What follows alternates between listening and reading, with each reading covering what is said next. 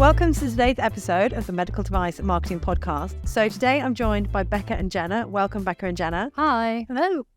So we're going to talk about something that we find we're talking about quite a bit on a day-to-day basis, and that is what information is actually needed on your website. Now, why do we talk about this so much? Because actually your website is the hub of everything, and we keep saying it, but it's important for your sales team, it's important for your customers, it's important to drive online engagement. So if we have a look at this as if we're walking through a website, because hopefully that'll be really helpful for our listeners to be able to think about their website in the same way. So what is the first thing I need on my website in order to engage my audience? Because ultimately that's what I want to do. Becca.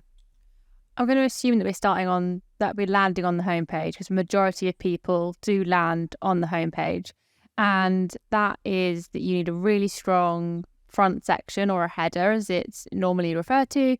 And in that header, which is essentially everything before you scroll, you want to have what you do, how it benefits your customer and how they get it. And those three questions need to be answered immediately. If they're not being answered and people have to scroll for it, reality is they're not. They have to search for it and you're just going to lose them. So straight off the bat, that's what you need on your website. Would you say that what you do and, who you are different? Yes, because what you do, so for example, who we are as a marketing agency, but what we do is we help you from messaging to execution of your brand messaging. So that's what we do. It's two different things.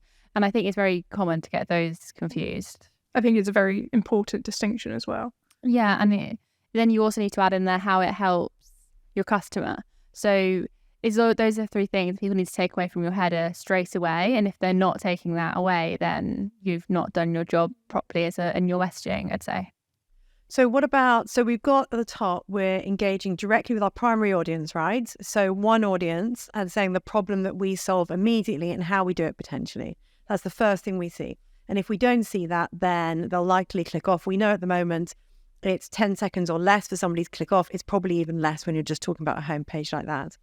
So what's the next thing that we put on the page? Because one thing that is very tempting is to say, this is who we are. This is what we do. What should we be doing on the homepage next? What information should we have? Jenna? Sure. I guess you touched on it a bit, but it's I think you kind of really want to dig into how you solve their problem, like the problem that they're having, your ideal customer is having on a daily basis. You want to dive into those problems and how you can help them, because immediately they want to know what they're going to get from working with you. And they don't want to have to search around for that information. Otherwise, like we said, so it's like what problems they have that you would solve. So it's like, yes, you are the right company for me because I do have this problem. Yeah, as soon as you see that, you know that you're in the right place. And if you don't have that information, you're going to go look somewhere else. I think it more than that shows that that you understand them. If you are on the first section of a website and they're listing the thing that you're pulling your hair out or is keeping you up at night, you're like, oh, finally, somebody that gets it. And that's really important. And, not somebody that's come in to talk about when they were founded or all these things that in reality, it has its place on the website, but it's not what people want to see straight away. They want to know that you understand them. And the quickest way of doing that is being like, this is your problem. We know this is your problem and we hear you and we see you. I think that needs to happen front and centre. And so once they've understood that you are the right company for them, you do solve their problem. And actually they have three of the problems that you're talking about. So yeah, you're definitely right. Is now the right time to start talking about you? It's a tricky one because the answer is yes and no, because you are talking about you, but you're talking about it in a way that helps them. So, you have your problem section that you explain really nicely, Jenna, and then you kind of have your solution section. But you wouldn't do like, we do this to solve that. We would say, for example, your problem is that you don't have enough time. The next section could be save 3 hours a week by doing this. That becomes, it's still, you're talking about how you save them 3 hours a week, but it's positioned in a different way. It's positioned for them. It's like, oh, well, yeah, I want 3 hours a week. That's what I want. It's all about them, not about this sort of comes back to a bigger topic about the whole website, actually, that you really need to be speaking about. And Jenny, you mentioned this on a previous podcast we did, that you really need to be speaking about you, your, and not we are. So, and I think that's one of the biggest flips for people to see. And it's a very quick thing for people to see as well. Because when you go and look on your website now, and you look at how many times we are there versus you, your, you should have 7 you, your to 1 we are, as you were saying before. But actually, when we have a look at websites, I think a common number is 1 to 20 the other way around. Oh, yeah. I mean, so that's a really visual thing that you can very quickly do, which comes back to sort of what you're saying, Becca, is about how you phrase it. It's about the problem you solve for your audience and, how they're going to get in contact with you. Yeah, I think you go a step further than just the we, are, you, your language, which is really important. I think it's also, because it's very obvious if you go through your copy and just flip the we's to yours, like people are going to instantly know that's what you've done. So it needs to be more than that. It needs to be like, it's what they're positioning, how you're helping them. And you mentioned this previously, Jenna, that it sometimes isn't easy just to flip the copy from we to your. You really have to think about repositioning it because, it's really important for them that you've built all of that trust, the first section, talking about the problem. If you then flip it into, okay, great, now about me, guys, you've lost all of that. So what you're saying is that you really need to rethink about your messaging. So how are you communicating? Are you really communicating about the problem you solve and what that's going to mean for your end user versus just flipping the text over? Yeah. Albeit that's a very good indicator to start off with. It's a great indicator to start with. And I think it will actually very quickly tell you if your messaging is right. Because if you can't flip to you, your language, reality is you probably don't have how you help your customer solidified in your head. So I think it's a great first start to find out whether you have that solidified, and if you don't, that's a bigger activity that needs to happen before the website, really. Okay, so what are the other things we need? So we're still on the homepage at the moment. So we know we're in the right place. You solved my problem. You've actually solved multiple of my problems. And this is how you're going to solve my problem is potentially on there as well. Where do we go then after that point? And what else should we definitely have on the homepage? I think where you go next is I would say at this point, it comes a bit more free. I think if you've done the first 3 sections well, there's multiple options about what you could do next. But I think what you need to have next, what you need to have on there in some way is the plan. What happens when they contact you? What happens when they work with you? Like, what are the 3 next steps for them? I would say has to be front and center on your webpage. Some people, put case studies on their homepage, and that's very effective. Testimonials can be very effective. I think what happens in that bottom part of your homepage is you can be a bit more flexible with, as long as you have the plan section there. I think the interesting thing when you get to the bottom, and Jenna, you talk a lot more about this, is it's actually about making sure that you're answering the questions that your audience have, in the sense if something you're putting there is answering that, in the sense of one of the questions could be, how have other people found this technology? Then actually that could be great to have testimonials along the bottom. But if that's not something, then that doesn't make sense to have it there. So it's all about how it helps your audience to move through their journey as to whether it should be there or not. Yeah, I definitely think so. I think when you're designing your website, you need to put yourself in the shoes of your customer.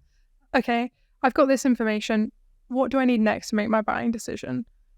Where do I need to go now to get the information I want in order to know this is the right company for me? I think, when we were designing our website, for example, we sat down and we mapped out the different journeys that people could take and made sure that it was obvious what we wanted them to do next. I think that's, like you said, with the 3 steps plan is, make sure they see the destination. They know where they want to be. Yeah. You need to tell them how to get there. Yeah. And I think it's also not having too much information on your site, because that's one thing we've been really careful of, to keep it very simple in the top. And I know we are with our client sites as well, to keep things very streamlined so that you don't have too much information. So that brings me on to a really great next point. I'm a medical device company. I've got lots of products, or maybe I've got one product, but I might have lots of products. Where do I put them on my website? Because really they should be front and center. Should they? Well, that's a question. I think how your product benefits the patient, hospital, doctor, your customers should be front and center. I know that having a product page is very valuable because, during tenders, hospitals want to go and get SKU codes. I get it. It needs to be there, and that's stuff people are looking for. But I wouldn't have it front and center. I'd have a product page and I would have what you're commonly getting asked. Like if you're getting, hospitals looking for how many products come in a box, that is actually answering questions that you're getting. So that stuff makes sense to put on there. But I see sometimes on product pages, everything possible listed about this product that nobody is ever going to ask. I think what you should actually have on your product page is look at the 3 or 4 key questions you always get about that product, and that's what you should be putting on there. And it could be different for every product. So why not put it all on there though? Because surely if you put everything on there, right, then anybody who comes on will get what they want. Is that not true? I think that's probably the biggest misconception, because if you land on a her page that has 1 million words on it, are you ever going to read it all? You're just not. Like, it's overwhelming. You don't know how you're going to start. And like we said on the homepage about really understanding what your audience wants and needs, and that builds that connection. If you go to a product page and then all of a sudden it's everything in the kitchen sink, it's like, oh, you don't really know what I want anymore, do you? And it doesn't help that buyer's journey at all. Because it gets confusion and inertia. And we know from what we said before that as soon as somebody is confused, it's like if we think about what we do, if we're buying something and we're unsure, what do we do if we're unsure? So Jenna, the last thing you bought, if you didn't get the information you wanted or you were unsure, what did you do? I left. I went somewhere else. Yeah. If I don't find the information I want, I'll go, oh, do you know what? I'll come back to that. I give up, yeah. Yeah, I'll come back to that later. And actually, do I come back to it later? Maybe, but maybe not. Whereas if I get all that information, yes, I could also go to a competitor, totally. And actually, I likely will, because I'll likely go to Google and then type in that question in Google and find out what it is. But either way, you've potentially lost that person. So yeah, if you don't have a really clear structure with the right information in there. Yeah. And there's ways you can design the page to have more on there, but not have more on there. What I mean by that is you could have like accordions, or you could have drop-down functions, because, some people want to know all the specifications of your device, but most people probably won't. So having the page designed in such a way that when you land on it, you just have like a drop down that if you choose to open it, you can. It's all things you need to think about, because there's definitely ways that you could have more information on the page, but it's just whether it's worth it. And that's the thing, is when you're designing it, is ask yourself, are you putting this on here because your audience want it? Or are you putting it on there as a tick box exercise that you feel like you have to have it on there? Yeah, and it's maybe because the senior leadership team are saying we must be talking about this, but that comes back to the point. Are your customers actually asking for that? Because if they're not, you really are truly wasting your time. In fact, you're doing more than that. You're hurting yourself, because you're going to stop them in their buyer's journey and their adoption journey. Sure. And I would say if you do look at everything and like, oh, there is actually quite a lot of stuff I do need to put on here for this product, I still wouldn't put it all on the same page in the same place. I design it in such a way that when you land on that page, it doesn't feel like loads of information, because that's overwhelming. So when you're designing those pages, really challenge, the design team working on it. Like, is this laid out in such a way that within 2 to 3 seconds of being here, I know where the information I need is? And if the answer is no, something's not quite working. That's true. And that actually brings up onto the next topic. So if you've got your website, you've got your product pages, so you've got that homepage where everybody lands and they know you're definitely the right company for them. They know the pathway of how they're going to potentially engage with you. If maybe they go to a product page, then find out more information. They might even go to the book a call page or book an evaluation page, whatever that looks like. But it doesn't always run that smoothly, right? So, sometimes people just might be, actually, I've got these other questions. What do I do? And Jenna, I'll come to you here. What's a really easy way to collate all this type of information on your website so that you actually have a really amazing resource for your customers, but it doesn't clog your website? Because as Becca, we've already spoken about, if you clog your website, you confuse them and you cause inertia. So you want your main website to be very clean and crisp. How do you get the rest of this information across? You can have a section of your website dedicated to having all of that additional content. So a learning center. We don't call it a blog because it's not just a blog. It's so much more than that. You can have videos, articles, e-guides, downloadable content, infographics, all that content in that one space. And that space should be really easy for your users to navigate, to find exactly what they're looking for. So a search function, you can search by topic, search by the format of the content. But all of that. Say format, what do you mean? medium. So, if it's a video, do you want a more in-depth guide so that people can choose the way that they digest that content? Because people, consume content differently. Not everybody learns the same. So, you need to provide all of that content for them in the way that they digest content best. So that learning center is that dedicated space, and all of that information that doesn't need to go on your main pages, but you think people might still want it, that can go in your learning center, and you can direct people towards your learning center to get that additional information. And interestingly, people talk to us a lot about SEO and how to drive people to your website. Well, that is one of the biggest ways to drive people to your website, because if you're answering the questions that your audience are actually having, and you're doing it in video, and we know 85% of traffic on the website is on search engines is video, then, it's just fantastic. So that's a great way, not only to be really educational to your audience and really help them, but actually to bring more traffic to your website, which then obviously gets moved through to the main site, which is then optimized to really explain the issue, the problem that you solve for your audience. Does anybody think we've missed anything in what should be on your website? I think people would probably ask about an About Us page. Yeah, they will. Yeah. I have strong feelings. Yeah, that's why I over to you.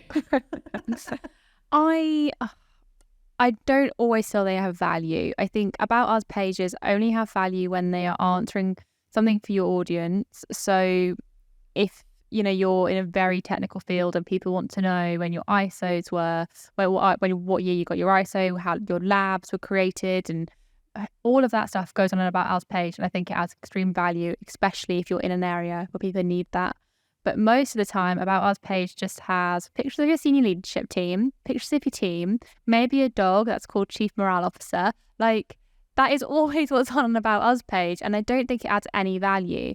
The other place where the About Us page... Unless you're a small startup and you need to show the experience of your team. But that comes back to the conversation before about does it add value in the journey of who you're speaking to? Yes, I think if you're in like investment rounds, that's a different thing. But then also, I don't think I'd call that an About Us page anyway. I think I'd put that I'd put that somewhere else, I think. Whereas the other thing I do think has value in the About Us page, and we actually do have this, is a story about why we were created, but it's because we were created because the problem that you had, Claudia, in industry, we solved. So that credibility of we've been there, we understand it, is really important. And in medical devices, there's companies where people have created a device because a family member has had that medical issue, or they themselves have. They are always really valuable to have on an About Us page, because that is showing your audience we really do understand, and it shows that credibility, and that the reason that we understand this problem is because we were you. Those sort of About Us pages I'm all here for. But the traditional About Us page, which will be a timeline of when you were created through to now, followed by your senior leadership team, it does nothing. And I'm sure there's quite a few people listening, and I've just described their About Us page, and I am sorry if I've offended you. But I just don't think they hold any value. Yeah. But I do put a caveat on that. It depends if that is in your user journey. Mm-hmm. But the question is, when is it in your user journey? I really wonder if it ever is in your user journey. I do understand that if you're in your investment round, you want to show that you have a really senior leadership team and all that knowledge. I would question if putting photos on bios does that. I think there's so much better ways of doing that. They're doing videos with the team, answering that question, and saying, are you concerned that you don't have a good enough experience and knowledge in this area? Here's our team. Doing it like that is much stronger than doing it as an About Us page with guaranteed facts and stuff about in the bio that nobody cares about. Yeah. I saw one the other day where it had so-and-so likes to hike on the weekends. Fab, great for them. Yeah. Why have you told me this? It's not helping me in my buyer's journey. So you're just wasting space on your website that could go to something that could really add value to your customer. And causing confusion, which you don't want to do. Yeah. Jenna, would you add anything? Not specifically about the About Us page, but I think one of the biggest pages we've missed out is your Contact Us page, or your primary conversion page, whatever that is, like schedule a trial or anything like that. I think that's such an important page, and you need to make sure that's accessible throughout your website on every single page. And it should always be easily accessible, because you don't know when your customer is ready to become a customer. You don't know at what point they've got all the information they need to make their buying decision. So it needs to be everywhere. So when you say everywhere, like, what do you mean? Because if I'm sitting here looking at my website now, I'll go, yep, do you know what? It's in the top right-hand corner and it's at the bottom of every page. It's everywhere. What do you mean by everywhere, Jenna? So, I mean, it depends on how your website's built, but at the bottom of most blocks, I would say, I think about 1/3, 2/3 of the way down your page. I think it depends on the website, but it does need to always be on the screen. You're talking quite specifically about the articles, so with the calls to action on them. But if we go onto the main website, so because again, we need it everywhere on the main website. So Becca, where would you anticipate it would be on a main website? I mean, apart from everywhere. But what do you mean by everywhere? Because I think if you know, I think in general, people would urge on the side of caution when it comes to everywhere, which is where my initial question came from. So what do you mean? So if I had a normal web page, like, where is everywhere? Like, how do I do it now? So I said at the beginning about knowing where to contact you. So the header is definitely, you need to have your call to action there. I would then have it not in every single section, but in every section where you've just answered something. So for example, that solution section, like how you help them section we spoke about at the beginning, I'd have it in there. I'd have it at the end of the testimonials. I'd have it in the plan. I probably wouldn't have it in the problem section, just because that's sort of setting up for the next section. But if you read it through and think, yeah, they want to contact me now, you should have it there. So I know we spoke about this in previous podcasts, I think maybe 2 or 3 previous podcasts, but you can't really have it too much, in my opinion, because you don't know what's going to spur someone to go, oh, actually, yeah, let's speak to them, or let's do a trial. So having it really easily accessible is just more important. And if you do a really good call to action, like a really clear and concise call to action, they are more likely to convert and not see it as, oh, this is clutter. So you say a really good call to action. I know we spoke about this on previous podcasts. What do you mean by a really good call to action? Because again, that's one of the fastest things that people can do. Definitely. And they really need to have it on their website.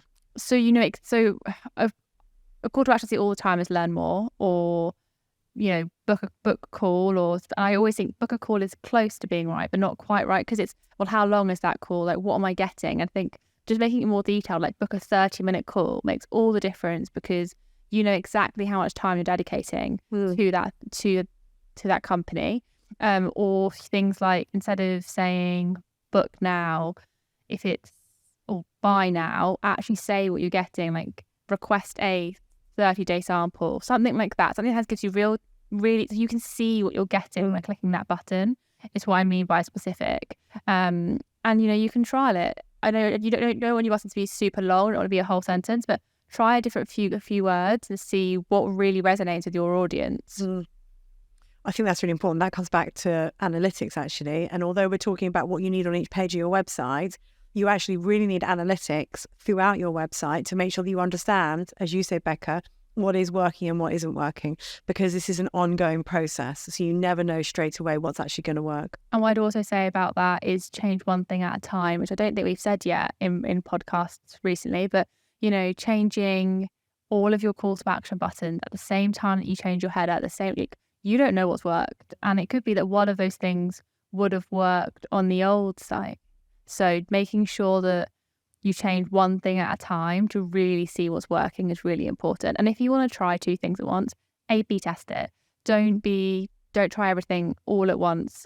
It would be a tip for that. Yeah, that makes sense. Just so that you know exactly what's happening, what's working, what's worked and what's not worked. Because if you change the entire load of different things at once, and the site boosts a huge amount of leads, and then you want to do the same thing again on another web page, you don't know how you did it. Like, it's just just still stabbing in the dark. So it's important to have a bit more of an analytical approach to making changes on the website. Totally. Okay, so we've spoken, I think, about nearly every section of the website. I'd say there's one bit that we haven't really spoken about, which we sort of have but haven't, is the actual final call to action page. What is important about the final call to action page? We now know how to get there. We know all the important information we have. We know if they're not ready to get in contact, they'll maybe go to your learning hub and learn more information. Lots of people will stream into your Learning Hub. But what actually happens when you get them onto that page where maybe they're going to book an evaluation or they want to get in contact with you? Should it be a contact us page?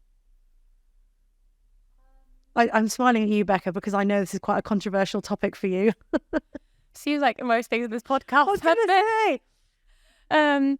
So I think your book a call page, lots of people will just put bars of information about like put your name, put your email in here, and that'll be it. And they won't work as well. I think you need to say what information is, what's happening with your information, what the plan is, what happens next, because this is the page that's going to convert leads. Essentially, it shouldn't be the page you think about last. And I think so often in a website build and a design, it's the page that people think about. They just chuck it on the end. They literally go, "Oh no, where is this button going?" And it's like 5 minutes before launch. Oh, let's shove a call now button. Hopefully it's not 5 minutes before launch. Well, I think sometimes you look at a company's book a call page and you think this was done minutes before you had to go live. And I don't think. But I think often it's not even book a call. I think that was the original thing I was saying. A lot of the time it's contact us. Oh, yeah. And we find that hugely ineffective. So anybody who's listening now who has a contact us button is very, very ineffective because it's not specific enough. So it's not actually saying what you're going to get out of it.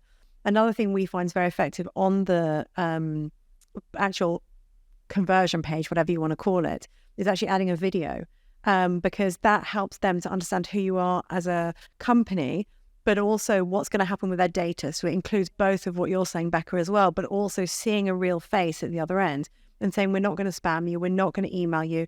This is what the next steps are going to be, which includes the plan too.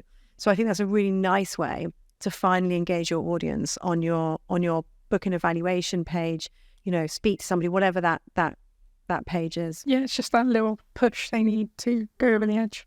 Yeah. I think quite a lot of people have on that page like different email addresses for different places. And sometimes that can feel really overwhelming. But actually having a video that goes, if you need general inquiries, contact so-and-so at this email. If you need sales, this contact at this. So it just talks you through why you've got so many different emails, because I see that so many times on medical device websites. I think you must be losing so many leads because they've emailed the wrong email without realizing it, because it's got confusing again. So making sure you have if you have to have multiple different contact points, because, one for regulatory, one for legal, making sure it's really obvious. And maybe even in a drop-down form. Yeah, just have it really simple. Otherwise, you could be having leads sitting in the wrong inbox, which I'm sure is very frustrating for everybody involved. So yeah, making sure that's really simple is important. Great. I don't think we missed anything now. I think that is everything to do with websites. So the famous question at the end. So if you had, one thing that you think people really need to focus on when they're building their website or looking at their website now, what would that be? What's the most important thing? For me, it's the getting a learning hub in place and just putting all your content in there, answering all of your customers' questions in that learning center. Sorry. I think that's a really, not a quick way, but it's very powerful when you start doing that, and that's really going to boost your SEO as well. So you'll start seeing more traffic coming to your website. Yeah, keep doing it all the time. I mean, it never stops. Yeah, forever. Yeah, Becca. Having really clear call to actions about next steps, I think, is really important. I think before you start designing or anything like that, really map out where people go when on your website, because that's much more important than how the website looks. Claudia, what's your biggest takeaway? So I think what both you said almost combined into one. So I think it's your user journey is the most important thing. So only having the right information on the right pages when your user needs it to move through to conversion. And I think it's all about that. So I think all the calls to action are critical to make sure everyone's going to the right place, but also the learning hub so that you keep them on your side and you keep giving them the high quality, trustworthy content that's going to keep them there and moving through their journey in a really quick way. I think that's a good summary of everything that we spoke about today, to be honest with you. This could have been a 20-second podcast. Well, next time. Fantastic. Great. Well, thank you very much for joining today's episode of the Medical Device Marketing Podcast. Hopefully this has been really useful in how to really think about your website a little bit differently. Thank you to Becca and Janet for attending. Pleasure. Happy to. And we look forward to seeing everybody next week. This episode of the Medical Device Marketing Podcast was brought to you by Podymos. If this conversation sparked any new ideas for you, or you want to transform your medical device marketing approach, then our door is always open. Visit www.podymos.com and explore a treasure trove of information about medical device marketing on our Learning Centre. Or, better yet, get in contact with us and speak to one of our expert marketers, as they're as passionate about medical device innovation as you are.